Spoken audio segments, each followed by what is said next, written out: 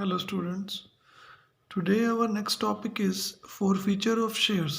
Forfeiture of shares means जब share holders fails हो जाते हैं टू पे the amount due on allotment due on calls, ठीक है। तो एक स्पेसिफाइड पीरियड के बाद जो है डायरेक्टर को जो उनके शेयर को ना कैंसिल करना पड़ता है और उस कैंसिलेशन को हम बोलते हैं फॉरफीचर ऑफ शेयर। एक तरह से उनके शेयर को हम जब्त कर लेते हैं। तो ये आर्टिकल ऑफ एसोसिएशन में कंपनी के मेंशन होता है कि कंपनी उनके शेयर को फॉरफिट कर सकती है, ठीक है।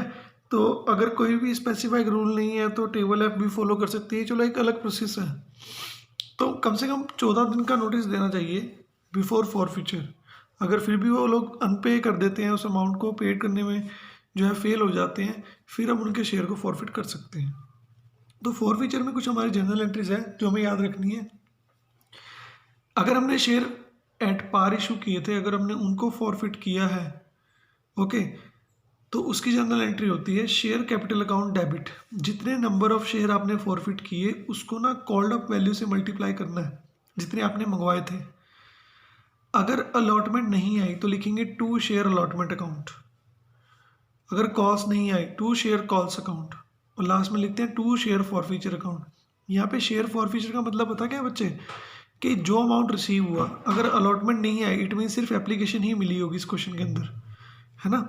तो अगर मान लो अलॉटमेंट आई होती तो यहाँ हम लिखते हैं share capital account debit to calls account to share forfeiture. Share forfeiture के अंदर फिर ना एप्लीकेशन और अलॉटमेंट दोनों का रेट ऐड करके हम मल्टीप्लाई करते हैं जितने शेयर हमने फॉरफिट किए थे। तो क्वेश्चन की सिचुएशन के अकॉर्डिंगली हम कर लेंगे। फिर आता है फॉरफीचर ऑफ शेयर जो हमने प्रीमियम पे इशू किए थे। मान लो 100 का शेयर हमने 110 पे इशू किया था, इनमें से किसी ने कुछ पे नहीं किया और हमने वो है फॉरफिट कर लिए, तो क्या करेंगे एंट्री। अगर फॉरफीचर आ रहा है, हम फॉरफीचर कर रहे हैं after the premium is receive, for example application तो सभी देते हैं, अलॉटमेंट के साथ प्रीमियम था, फिर हमने कॉल्स मंगवाई, एक शेयर होल्डर जिसने कॉल नहीं पे की और उसके शेयर हमने फॉरफिट कर लिए, इट मीन्स अलॉटमेंट तो आ गई ना, प्रीमियम रिसीव हो गया, तो इसमें हम कुछ नहीं करेंगे। सिक्योरिटी प्रीमियम रिजर्व का कुछ नहीं होगा इसमें, उसको डेबिट नहीं करेंगे। लेकिन कई बार क्या होता है, बिफोर प्रीमियम इज रिसीव हम फॉरफिट कर लेते हैं। मान लो एक पर्सन ने सिर्फ एप्लीकेशन मनी दी, अलॉटमेंट मनी पे नहीं की, अलॉटमेंट के साथ प्रीमियम भी था, तो बेटा फिर प्रीमियम को हम कैंसिल थोड़ी कर सकते हैं, चाहे वो होली था चाहे वो पार्शली था। तो प्रीमियम को हम डेबिट करते हैं उसके इसके अंदर एंट्री के अंदर, ओके। तो उसकी जर्नल एंट्री बनती है बेटा, अगर अलॉटमेंट के साथ प्रीमियम है तो ये एंट्री बनेगी share capital account debit, security premium reserve को हम डेबिट करेंगे, शेयर अलॉटमेंट को क्रेडिट करेंगे, शेयर कॉल रिसीव नहीं हुई उसको, और शेयर फॉरफीचर जो रिसीव हुआ है वो, ठीक है। अगर प्रीमियम रिसीव नहीं हुआ तो हमने डेबिट किया, प्रीमियम के अमाउंट को मल्टीप्लाई करते हैं नंबर ऑफ शेयर से, शेयर कैपिटल जितने आपने मंगवाए उसको मल्टीप्लाई करेंगे, एक्सक्लूडिंग प्रीमियम है। मान लो 10 का शेयर था, 2 रुपये प्रीमियम था, तो यहाँ पे 10 आना चाहिए और 2 रुपीज़ यहाँ पे आएगा अलग से। और अलॉटमेंट में प्रीमियम इंक्लूड है तो अलॉटमेंट के रेट में प्रीमियम ऐड होके आएगा, कॉल्स के रेट में कॉल्स, और यहाँ पे शेयर फॉरफीचर में सिर्फ जो है एप्लीकेशन मनी ही आएगी और कुछ भी नहीं आएगा।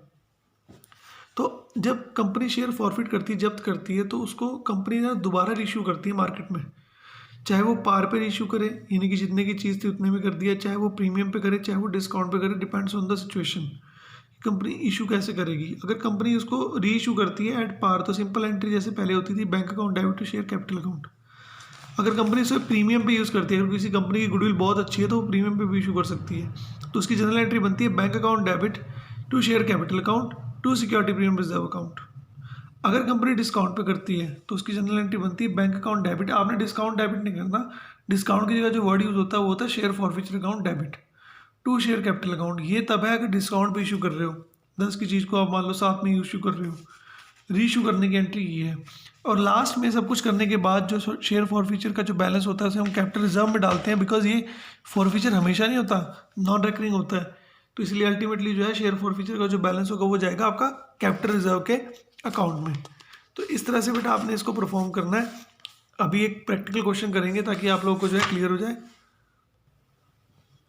क्वेश्चन नंबर 25 है, एक्स लिमिटेड रजिस्टर्ड है, ऑथराइज कैपिटल इसकी 2 लाख रुपीज़ है, ठीक है, 2 लाख शेयर्स हैं 10 रुपीज़ के हिसाब से, इट मीन्स 20 लाख है। It purchase asset of Y limited for 3 lakh and issued fully paid up share for purchase consideration, और वो इनवाइट भी कर रही है 1,20,000। ये हमें कंडीशन दी हुई है।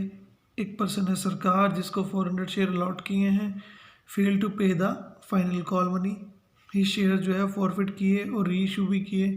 तो जब जनरल एंट्री हमें जो पास करनी है, शेयर कैपिटल भी बनाना है और बैलेंस शीट भी बनानी है। तो शेयर कैपिटल और बैलेंस शीट तो आप जानते हो, हम जनरल एंट्री पे फोकस करेंगे इस क्वेश्चन के अंदर। पहले फर्स्ट एंट्री होती है बेटा, आपने जो है बिजनेस परचेज किया वाई लिमिटेड से, ठीक है। तो assets account debit to vendor, vendor यहाँ पे वाई लिमिटेड है, तो वाई लिमिटेड का यहाँ पे लिखेंगे बिजनेस परचेज्ड। ओके, ये आपने परचेज किया 3 लाख रुपीज़ में और उसको जो है शेयर दे दिया आपने fully paid up. Y limited debit to share capital account, issue of share या परचेज कंसिडरेशन भी बोल सकते हो, ठीक है। ये आपने 3 लाख रुपए जो है शेयर दे दिए। फिर आपने 1,20,000 शेयर इशू किए हैं, तो एप्लीकेशन तो सभी पे आती है, bank account debit to share application account, यहाँ लिखेंगे application money receive on 1,20,000 share at the rate 2.5 each. तो ये 3 लाख रुपीज़ आपकी एप्लीकेशन मनी आएगी। ओके, अब इसको हम ट्रांसफ़र करते हैं, सिंपल क्वेश्चन ही है।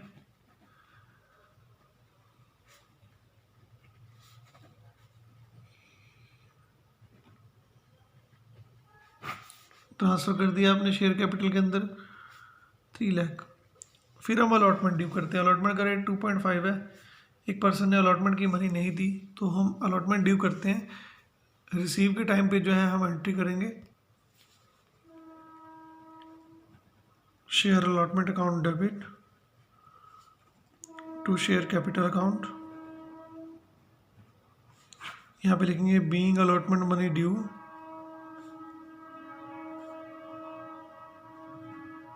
On how much share 1,20,000 share at the rate 2.5 each, यानी कि 3 लाख ही आएगा ये भी। फिर अलॉटमेंट मनी हम रिसीव कर लेंगे, bank account debit to share allotment account.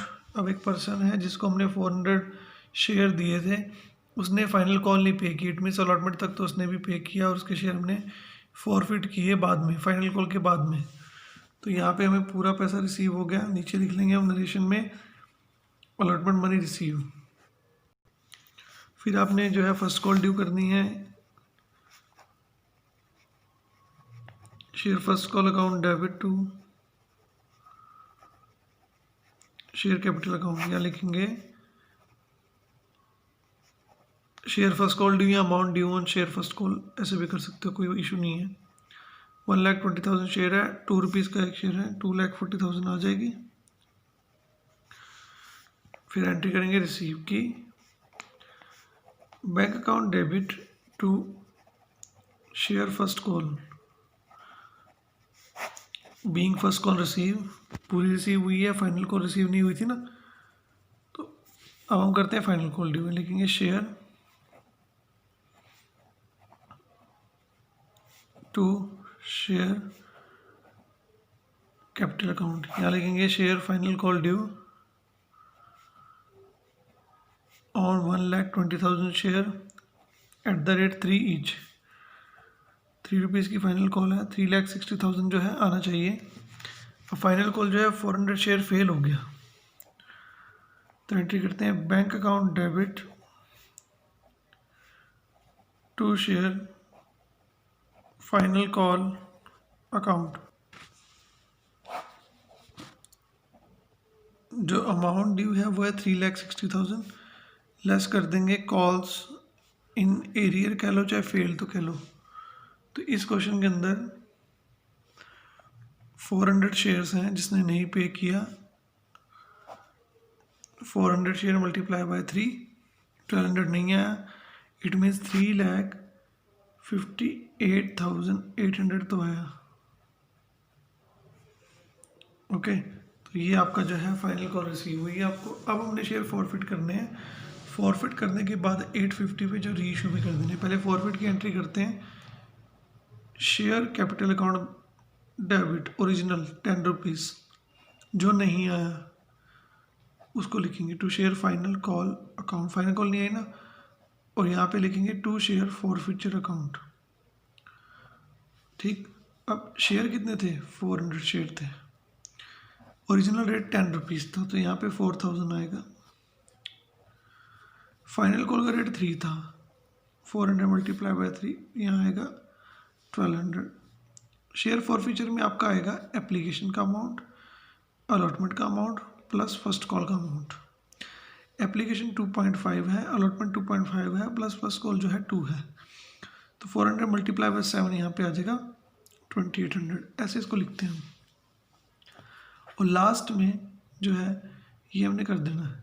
उसके बाद री इशू किए 850 पर शेयर एज फुली, 10 का आपने इशू किया था, 850 में री इशू कर रहे हो, इट मीन डिस्काउंट पे इशू कर रहे हो आप दोबारा, तो उसकी एंट्री आती है बैंक अकाउंट डेबिट, डिस्काउंट को डेबिट में लिखेंगे शेयर फॉरफीचर के नेम से, share forfeiture account debit to share capital account. आप यहाँ पे लिख देना reissued of forfeited share at the rate 850, तो हमने डिस्काउंट पे इशू किए हैं। 400 मल्टीप्लाई बाय 10 4000 आना चाहिए, 400 मल्टीप्लाई बाय 8.5 400 मल्टीप्लाई बाय 1.5 1.5 आपका डिस्काउंट है, तो ये आपका आएगा 600 3400। तो इस तरह से क्वेश्चन करना है। लास्ट एंट्री होती है आपकी जो है कैपिटल रिजर्व की, जितने शेयर हमने फॉरफिट किए, ठीक है, उसका ये बैलेंस, ठीक है। अगर हमने सेम ही इशू कर दिए तो ये आपका जो फॉरफिटेड बैलेंस है ना, इसमें से डिस्काउंट माइनस करते हैं। अगर क्वेश्चन में पार हो तो कुछ नहीं करेंगे, ये पूरा पैसा जो है कैपिटल रिजर्व में जाएगा। अगर क्वेश्चन के अंदर प्रीमियम हो तो भी कुछ नहीं करेंगे, ये पूरा पैसा जाएगा। सिर्फ डिस्काउंट के केस में इसमें से ये माइनस करेंगे लॉस, और बाकी जो बचेगा वो हम ट्रांसफर करेंगे कैपिटल रिजर्व में, बिकॉज ये डेली एक्टिविटीज़ नहीं होती, ये एक्टिविटीज़ जो है कभी कभी होती है, तो उसकी जनरल एंट्री बनती है लास्ट में जो बनेगी हमारी share forfeiture account debit to capital reserve account. ये पूरा इंटायर जो मनी है ना, 28,000 प्रॉफिट था, 600 लॉस हो गया, लॉस ऑफ री इशू इसमें से माइनस करेंगे तो 2200 जो है ट्रांसफ़र होगा। बस ये क्वेश्चन आपका हो गया, 2200 ही आ रहा है। तो इस तरह से आप इसके बेटे ट्राई कर लेना क्वेश्चन, ठीक है। एक थोड़ा सा इससे जो है सेकंड लेवल का क्वेश्चन करके देखते हैं, ताकि आपको ये कंसेप्ट पूरा क्लियर हो जाए। एक दो प्रैक्टिकल करने से पहले मैं आपको थोड़ा सा इलिस्ट्रेशन का ओवरव्यू दे दूं, फिर हम प्रैक्टिकल भी स्टार्ट कर लेंगे। दिनेश लिमिटेड ने इनवाइट किए 10,000 equity share 10 each, application 1, allotment 2, first call thing, and balance जो है 4 रुपीज़, वो सेकेंड और फाइनल कॉल जो है सेम ही मानी गई है इसके अंदर है, ठीक है। Issue was fully subscribe, Ram जिसके पास 100 शेयर हैं, अलॉटेड, ठीक है। फेल टू पे अलॉटमेंट मनी, ये फेल हो गया अलॉटमेंट मनी के लिए, उसके शेयर उसी टाइम हमने जो है जब्त कर लिए। एक श्याम है जिसके पास 150 शेयर है, वो फेल हो गया फर्स्ट कॉल के लिए, उसके शेयर भी हमने फॉरवर्ड कर लिए। उसके बाद हमने सेकंड कॉल में की, एक मोहन है उसके पास 50 शेयर है, उसने फाइनल कॉल नहीं दी तो हमने जो है शेयर फॉरवर्ड कर लिए, और बाद में जो रीइशू किए। बेटा simple entry, bank account debit to share application जब इशू करते हैं, 10,000 शेयर थे, 1 रुपीज़ के हिसाब से 10,000 आ गया, ट्रांसफ़र कर दिया, अलॉटमेंट ड्यू करी, 10,000 मल्टीप्लाई बाय जो 2 रेट है 20 आना चाहिए। अब एक बात बताओ मुझे, राम जिसके पास 100 शेयर है उसने अलॉटमेंट मनी नहीं दी, 100 मल्टीप्लाई बाय अलॉटमेंट का रेट 200 नहीं दिया, इट मीन्स बाकी सबने दिया होगा। तो यहाँ पे ऐसे करेंगे, bank account debit to share allotment 200 minus करके लिख देंगे, ठीक। उसी के बाद हमने फॉरफिट कर लिए, जस्ट उसी के बाद ही क्वेश्चन में लिखा हुआ है कि इमीडिएटली फॉरफिट कर लिए, तो फॉरफिट की एंट्री होगी equity share capital, 100 share forfeit किए मल्टीप्लाई बाय 3 रुपये जो रेट है अलॉटमेंट का, वो 300 हमारे पास आने चाहिए। अलॉटमेंट के कितने नहीं आए, 2 रुपीज़ नहीं आए ना, 1 रुपीज़ तो एप्लीकेशन का है ही है, देखो क्लियर हो गया। 100 शेयर है, 1 रुपीज़ के हिसाब से हमने लिख दिया बस, उसके बाद फर्स्ट कॉल ड्यू करेंगे। फर्स्ट कॉल जो ड्यू होगी ना वो 10,000 शेयर पे नहीं होगी, वो जो है आपके 9900 शेयर पे होगी, क्योंकि 100 तो आपने फॉरफिट कर ही लिए।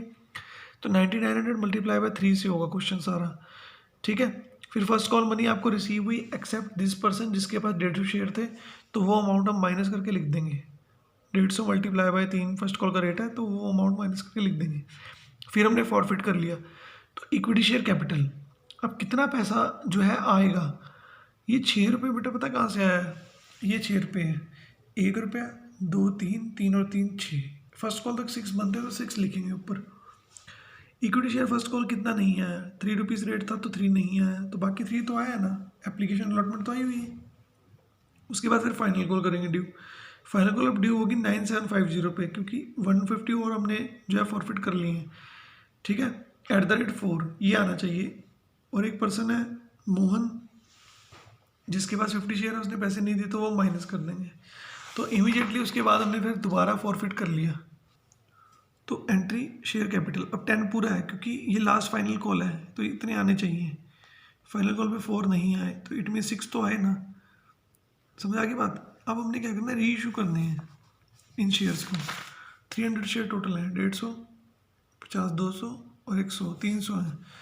री इशू हमने किए 9 पर शेयर पे, फुली पेड है। 10 की चीज़ को 9 पे री इशू कर दिया, इट मीन्स ये डिस्काउंट वाला क्वेश्चन है दोबारा। तो एंटर की बैंक अकाउंट डेबिट 9 के हिसाब से, फॉरफिटेड अकाउंट डेबिट डिस्काउंट है, एक लॉस है, 2 इक्विटी शेयर 10 के हिसाब से, 9 के हिसाब से और 1 के हिसाब से, ठीक है। अब 4 फीचर का अमाउंट बना कितना था, 300 ये है, 450 ये है, 750, 850, टोटल 850 बना है। नीचे देखो वर्किंग नोट में भी लिखा हुआ है। और लॉस कितना हुआ 300 का, 850 माइनस 300, 550 बचा, इसको डालेंगे कैपिटल रिजर्व में। तो इस तरह से करने हैं बेटा क्वेश्चन ये, ठीक है। कई बार क्या होता है, हम ना जो है फॉरफिट ज़्यादा कर लेते हैं और री इशू कम करते हैं, ठीक है।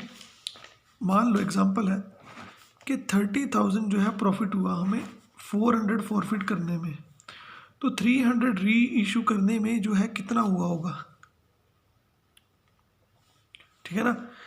फॉरफिट मान लो हमने 400 शेयर किए, उस पर 30,000 का प्रॉफिट हो रहा है। अगर 300 हमने री इशू कर दिए तो उस पर कितना लिखेंगे हम, प्रॉफिट या लॉस, वो कैसे लगाएंगे। तो पहले ना बेटा 300 के लिए निकालेंगे। देखो सिंपल है, जितना प्रॉफिट हुआ ना, जितने पे हुआ वो लिखो, यहाँ री इशूड से उसे मल्टीप्लाई कर दो, profit divided by forfeit multiply by री इशू, बस सिंपल है। 28th इलिस्ट्रेशन भी है, इसको आप ट्राई करना, अगर कोई इशू है तो मुझे बताना ज़रूर। Thank you so much.